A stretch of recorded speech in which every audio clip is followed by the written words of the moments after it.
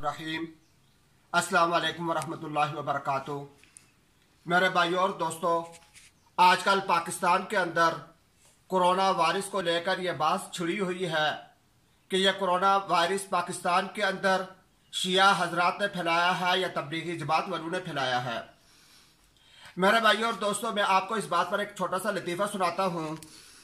यह है एक लतीफ़ा, कोई हकीकी बात नहीं है, लेकिन एक दिलचस्प लतीफ़ा है।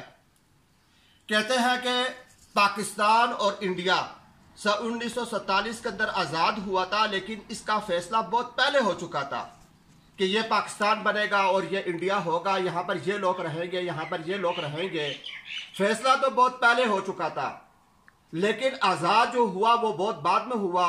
उसकी वजह यह है कि दोनों ममालिक के दरमियान ये लड़ाई चल रही थी कि पठान कौन लेगा और सिख कौन लेगा। यह फैसला करते करते 50 बरस गुजर गए और 50 बरस के बाद जाकर यह फैसला हुआ।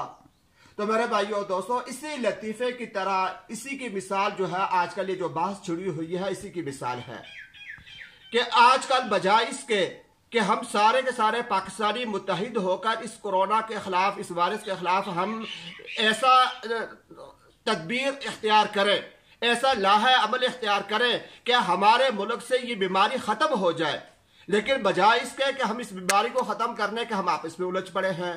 जितना वक़्त हमारा एक दूसरे के साथ लड़ाई के अंदर लग रहा है कि हमने अपने दलाल देने हैं, उनका रद्द करना है, इतनी देर अगर हम ये बात सोचें कि किस तरीके से हमारे मुल्क से ये चीज़ ख़त्म हो जाए, किस तरीके से हम एहतियात करें, हमारे अड़ोस पड़ोस के अंदर जो लोग हैं वो एहतियात करने वाले बन जाएं, तो ये बात मेरे राय के अंदर ये एक बहुत बेहतर बात होगी कि हमें ये कोशिश ये करनी चाहिए कि मुत्तहिद होकर इन लड़ाई झगड़ों को एक तरफ छोड़कर हम जो है सबसे पहले इस बीमारी से छुटकारा पाने की कोशिश करें।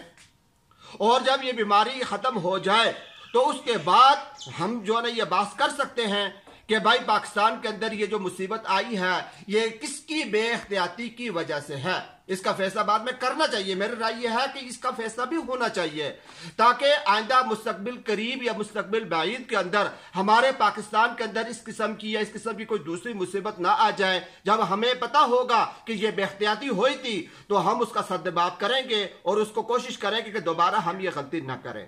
तो इसलिए मेरी राय यह है कि इस वक्त हम इन लड़ाई झगड़ों को छोड़ दें।